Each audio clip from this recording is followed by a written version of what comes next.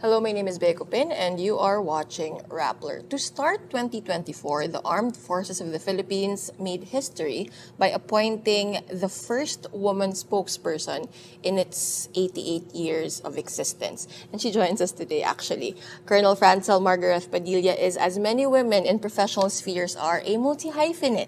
She is a cybersecurity expert, she is a soldier with presidential security experience, and she is a mother. She joins us today. Thank you, ma'am, for taking time out of your very busy schedule as spokesperson and joining us now. Thank you, Bea, and I'm really honored to be part of this conversation with Rappler. Yeah, and honestly, we're honored for you to join us, again, making history as the first woman spokesperson, the face, more or less, I mean, obviously next to the AFP chief, the face of the AFP. How has the adjustment been to your new role? Actually, it's quite a blur for me at this point. Yeah. No, it's the start of the year. Yes. I just finished my term as battalion commander. So everything was coming so fast and changing so fast. Yeah. So while I'm really, really very honored that the responsibility of doing this was given to me, but at the same time, of course, it's a Herculean task and it's quite a challenge for me to hurdle, and I hope I do not let those people who really believe in me down. Yeah. It's quite a huge leap, no? As you if you run through the Colonel's CV, it's decades of experience in cybersecurity, which speaks a lot also about how early you entered the game, so I suppose, in the Philippine context, no? But what convinced you perhaps to say yes to such a huge role in the military structure? Of course, I am in the military, so I am covered by orders. Yes. And so if I am given the order, you have to really say yes. But of course, on top of that, it's a different challenge for me as well. It's a different experience altogether. And if I am given an opportunity to make my voice be heard, I would really say yes to that without actually any second thoughts. Yeah. Again, I don't want kasi to, kumbaga, ayokong ilagay sa shoulders mo yung parang burden of representing women in the military, but I guess that's inevitable at this point as, again, the first woman spokesperson. But how do you see your appointment in the greater picture of the history of the AFP, a very rich history, a history where men and women work together, but again, this is a different kind of prominence, perhaps. Yes, there was an interview that was conducted with our PAO, AFP, Colonel Trinidad, and he already gave all of those women who actually made milestones in the armed forces. No? So I'm just one of those. Yeah. It's just so that I'm more out there in the face of, but if you look at really the history of the AFP, it is really very open to possibilities of giving leadership roles to women. Yeah. So we had generals and women generals as well in the nurse corps, in the medical field, and we had a lot of senior females who have been taken greater responsibilities already in the AFP. I think yung isa din siguro doon yung parang kumbaga maybe a lack of imagination for some people. They can't imagine that, but we can talk about that a little bit later. I want to focus on the AFP. Bukod sa fact na it's historical that you are now the AFP spokesperson, you come at a very interesting time for the military, right? As expounded by the National Security Policy, we are shifting our focus from internal defense to external threats. We are, parang kumbaga nasa policy na, that we are acknowledging the heaviness of external threats compared to the internal threats.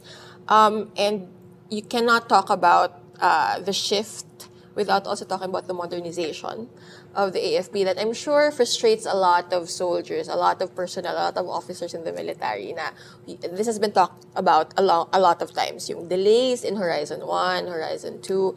Now that Horizon 3 is being finalized, is that correct term at this point? It's in the planning stages. It's in the planning stages. How will Horizon 3 reflect this shift in the AFP? So, as we said in a command conference, we're shifting from internal to external defense. So, because of this, Horizon 3 projects will be focused mainly more on territorial defense already. So, we'll be procuring more ships, more aircrafts, enhance their cybersecurity operations. Right. But what I'm wondering also, ma'am, kasi like this has been, I forget which forum this was brought up na, kumbaga through the decades of the AFP and as we had to pour our efforts into internal defense, no, it reflected in the way, the makeup, not just the modernization, but the makeup of the military in that majority of our soldiers, of our personnel are in the army. Do you think we'll see an adjustment also of our personnel? Kasi if you think about external threats, you need to have a very strong Navy and a very, very strong Air Force as well. Kasi yun na yung isang theater in which we can defend the country. Yes. What we say to this is that the Air Force and the Navy are more on handlers of machines. Right? So if you're in the Air Force, the air assets is key. You're in the Navy, the naval assets is key. So when you're in the Army, it's the troops that you really actually command. So there's really more people in the Army. But at the end of the day, any conflict would really bring the Army. So we can use the Navy and the Air Force as a medium to transport troops. But the fighting really is for the Army. Yeah. So it's also, would that entail retraining of our Army perhaps? Or is that something that's already, kumbaga, ingrained in the DNA of our personnel? In our training, so to speak, in our mission. For any of us who specialize, because we have different specializations, right? At the end of any policy or any SOP and all, the end line would always say to fight as an infantry when necessary. So any member of the Armed Forces of the Philippines would have that clause that we follow. And so the training is actually ingrained from us, like from the very beginning. Like in PMA, they teach all of those, even for field training exercises, regardless of the branch of service. Right. Again, the shift to external defense was also brought about by perhaps many decades, hindi naman siya bago per se, na nagdwindle na, nagdiminish na yung communist movement, yung threat of the communist insurgency. When we say it's dwindled, when we say it's diminished, what does that mean exactly? As we said, the president declared that there are no active guerrilla fronts, so that's 0. But in the armed forces, we say that we have 11 weekend. So, ibig sabihin, kalat-kalat na sila. They do not have the necessary strength na in terms of personnel, firearms, resources, in order for them to establish a unified front. So that's the weakened state, as we say. The AFP chief has promised basically by the end of the year, I believe 2024, na yung weakened fronts na yon will be totally dismantled. How do we intend to? Yes, in the command conference, they were given set deadlines to finally end our insurgency problem. And of course, we cannot do it then alone, So we are working with NTF-ELCAC on that and their own role in that they play for this. And syempre, ine-entice po natin mas marami yung surrenderies natin. So if we can entice them to actually join the folds of the law and part of the society and work towards development together. And ang maganda kasi sa West Philippine Sea issue, it's like a uniting factor for all of us, diba? Bawat Pilipino. In the military and beyond. Pare-pareho tayo ng damdamin pag ang usapan is West Philippine Sea. So hopefully po, pati itong insurgency problem natin, if they feel the same way, then let's join hands together and then fight this towards territorial defense na tayo. On that note, on the West Philippine Sea, there was a survey yesterday released by OCTA, if I'm not mistaken, na I do not know the exact figures right now. I can pull it up in a bit. But 72%. Yes. For the first time, yung leading sentiment ng public is military, I wouldn't say is action the correct term, but military presence as kumbaga the lead option in our assertion of our sovereign rights in the West Philippine Sea. Siguro yung kabit na tanong doon when you're talking about the military is how prepared are we? Siguro it's not even a question of are we prepared, because whether we are or we're not, the AFP will do what it can, but how prepared is the AFP with ano bang ang tawag ni President Marcos ay not volatile but it's a very interesting and very dynamic geopolitical situation that the Philippines is in. Yes, no. It's like a double-edged sword. Yeah. On one hand, we feel that the support now of the local populace is shifting, na ang ganda din ng may tiwala sila sa sandatahang lakas, and we really feel honored na ganun yung pananaw po ng ating taong bayan. So on the other hand, of course, we're really looking at ikakabit natin siya sa modernization nga. Yeah. Siyempre, we want to have more of the equipage that we need in order to really face this territorial defense. On top of that, we really want to end this insurgency problem altogether, or internal, para pati yung resources that we're using internally, 'di ba? Kasi yung kalaban natin dito, sarili nating mga kapatid, why not both shift these resources, these people, our efforts and everything towards territorial defense. Right. So yan, plus the support of the local populace and taong bayan natin, they will really go hand in hand in protecting the people and securing our state. Right. Of course, a huge thing also, actually, last week, sunod-sunod, all the way in London, our ambassador there, si Ambassador Locsin, signed an MOU on defense with his counterpart in the UK, and then last Friday with Canada naman, and Secretary Chodoro signed an MOU also. We expect an RAA with Japan by the first quarter, I believe, is the target of both countries. Siguro for people who are not as well-versed with the world of security and thinking about these multilateral connections and bilateral connections that we have, bakit important? Why are these MOUs, why are these agreements of significance to the military? This came about by the pronouncement of the president to really reach out to our like-minded countries. So this is actually reaching out and forming collaborations with all of these countries, our allies, no? So yung ating parang dating attestment of us supporting one another. This is this signature ng mga MOUs . So yung MOUs natin actually is, we hope in the near future would lead to a VFA. Yeah. So yung VFA natin sa US, more troops, more exercises towards the territorial protection of our territorial domain. So if we have more of those actually giving their support sa Pilipinas, this mas maganda kasi talagang sinasabi ng mga bansang to, susuportahan talaga namin yung bansa nyo. And we are one in this, in following the international laws. Yeah. I, as someone who's reported on these joint exercises, I tend to overuse and perhaps abuse and take for granted yung term na interoperability, which is what is always emphasized, no, when you have these joint exercises.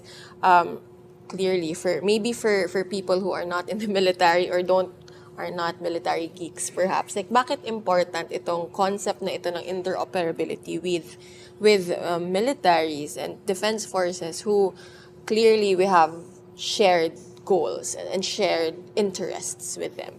Yeah, when we say interoperability, no, parang kung ano yung meron yung isa, pwede rin natin magamit sa isa. So ako, I'm in the tech. I'm in the tech. So I always emphasize whenever I do all of my tech projects, the value of integration and interoperability. So those two words.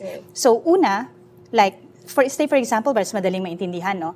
Yung yung COVID pandemic, no? So I was IS officer during in the National Task Force Against COVID. So yun laging sinasabi namin, integration and interoperability. Kasi bakit kailangan different QRs for different places, right? So if you have one QR, instead of those, tayo yung nagsascan, tayo yung may QR.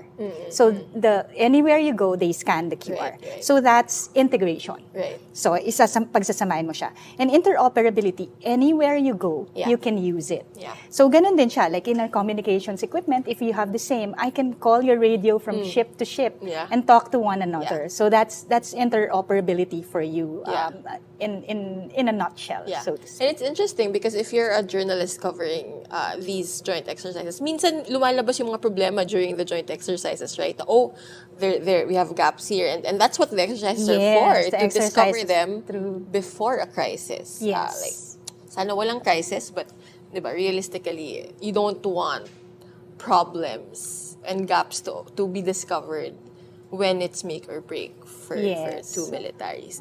You mentioned it already, you are a cyber expert, but perhaps back when it wasn't the buzzword that it is now, or it isn't as du jour as it is now. Maybe to start with, paano, was it always an interest, like since college, since the PMA perhaps? In PMA, I am a management degree holder. No? And when I graduated, I joined the Signal Corps. So, yung Signal Corps nung time namin was CEIS, no? Communication, Electronics, and Information Systems. So, you have to focus on one, and I focused on information systems. So, we do information systems development and all those things. So, sa cyber kasi, hindi mo pwedeng sabihin na pagpasok mo sa field na to, cyber ka na agad. No, you have to have a foundation.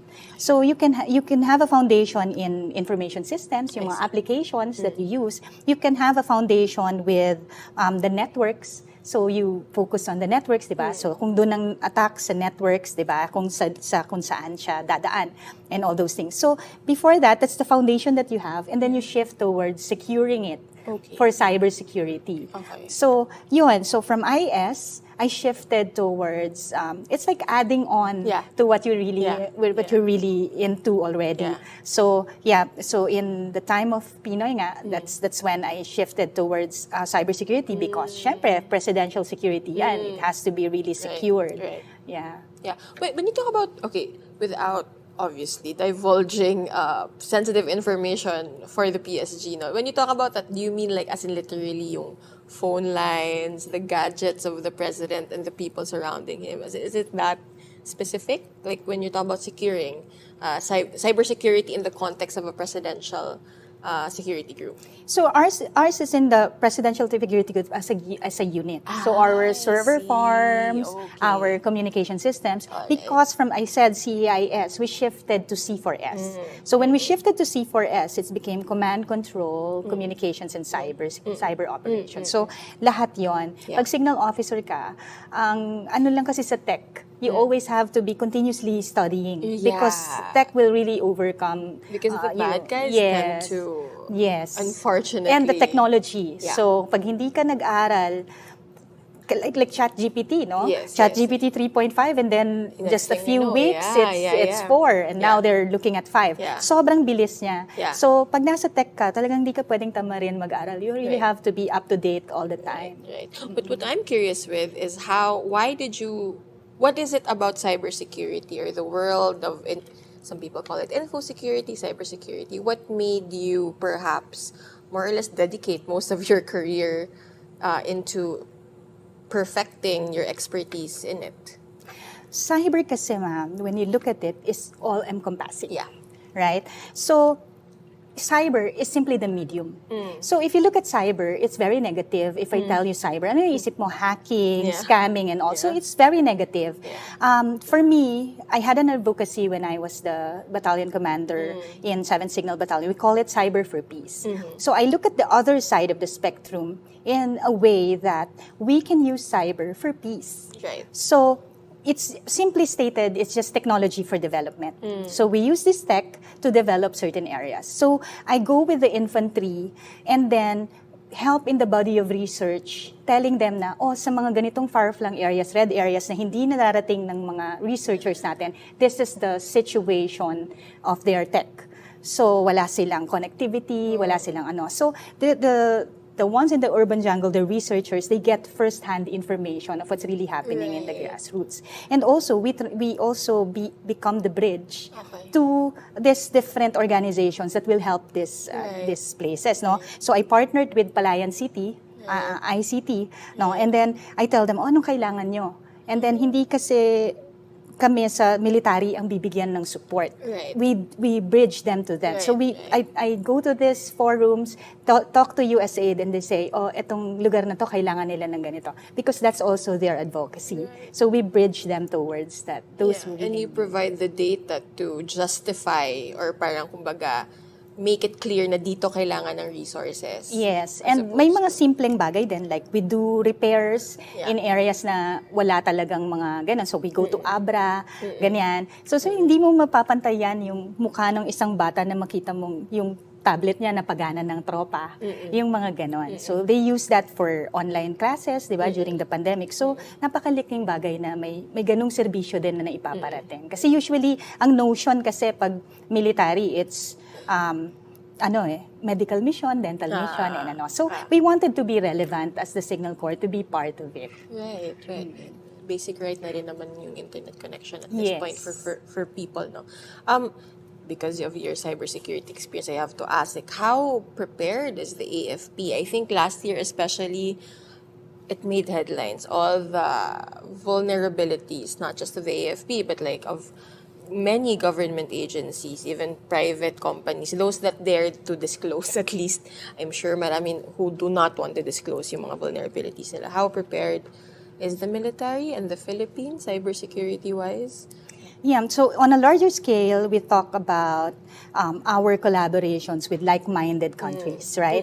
So going to the cyber aspect of it, the same is true what is the cyber of the AFP is doing, no? So when the S&D declared that cyber is the fourth domain of operations along with land, air, and sea, we created a unit to cater to the cyber of the AFP. So meron tayo sa GHQ, and now it's elevated towards a cyber command. Right. And each branch of service, we have our own cyber units as well. So lahat yan minimarry natin yung efforts all together. The Navy takes care of the naval cyber operations, the same with the Air Force and the Army. And from the AFP also, we also transition to collaborations with other entities because we cannot do it alone. Right. Cyber has no barriers. Yeah. You cannot say for better or worse. Diba? Hindi pwedeng sabihin, ito yung Philippine cyber domain. You cannot enter that. Walang ganon. So, there's no realistic way to like, build the wall around so part of the Cyber for Peace initiative also is doing a lot of training. So, lahat ng invite sa akin, kahit saan, I did in schools, universities, I did in local government units and everything. Lahat, pati kooperatiba. Because, pag na-educate namin yung individual on how to protect yourself in the cyber domain, yung phones nyo, yung routers nyo, laptops nyo, and everything, paano ka magiging maingat? Yeah. Collectively, it's like holding hands together and forming that domain, that fence. Right. Na ito yung Philippine cyber domain, hindi nyo mapasok kasi lahat kami. Yeah, because it can't just be the military. Yes. Guard, not even just experts in the private sector. Yes. It's not enough. Yes. We can only provide the technology, firewalls, intrusion detection systems, and prevention. But if the person himself will give the money through this money transfers and walang magagawa po yun. Due to lack of so it's more of education. Better. Interesting. Okay. In connection to cybersecurity and intelligence, actually hindi naman siya super, but this was headlines last week, yung counterintelligence. I think it grabbed a lot of people's attention given the past weeks or months of like rumors of maybe destabilization or unhappiness within military ranks. Like, is it a stretch to connect the two, perhaps? Not really, ma'am. Siguro coincidental lang siya. Okay. But if you look at really the armed forces, talaga namang nagvavary yung mga iba't ibang units namin every now and then. So we adjust to the current threat situation and the campaign plans that we use.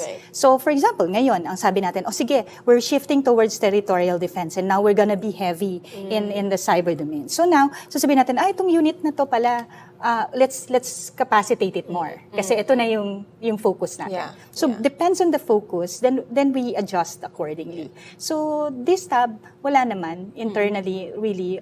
Even the chief of staff said we don't need any loyalty checks because there's really no such talk inside the armed forces. So if you zoom out na yung lahat ng tinanong ko sa'yo actually, talking about the West Philippine Sea, talking about the shift to external defense, cybersecurity, Horizon 3, parang the through line there is really the AFP's push to improve its capacity.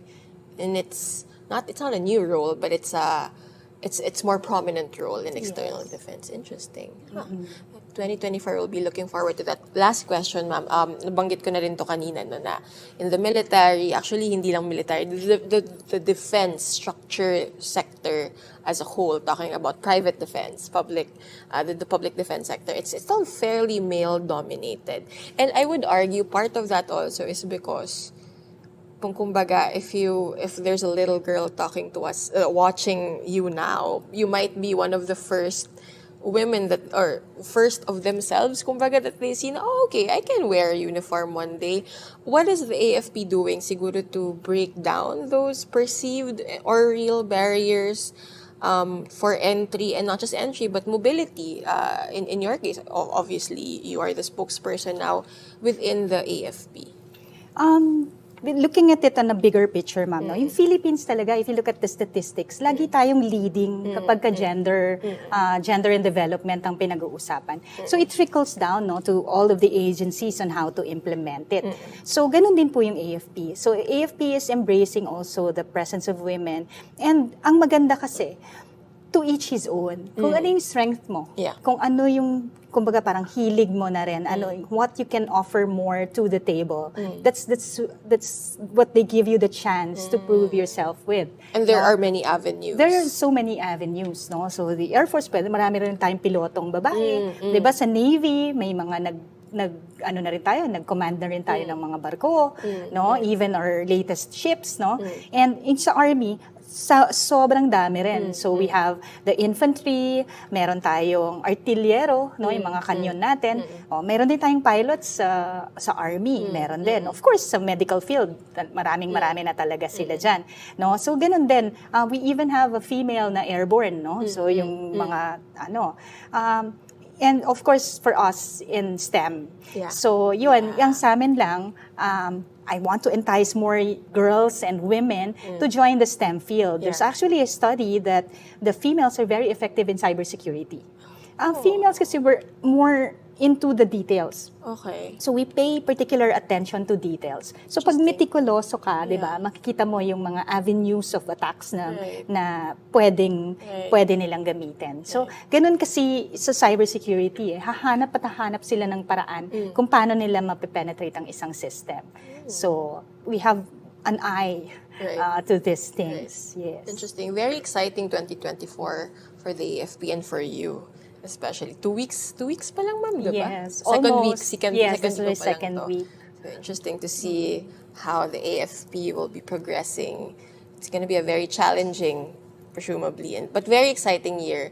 And we will be covering that obviously on Rappler. Thank you, ma'am, for joining us. Thank you for watching. This has been Beko Pin.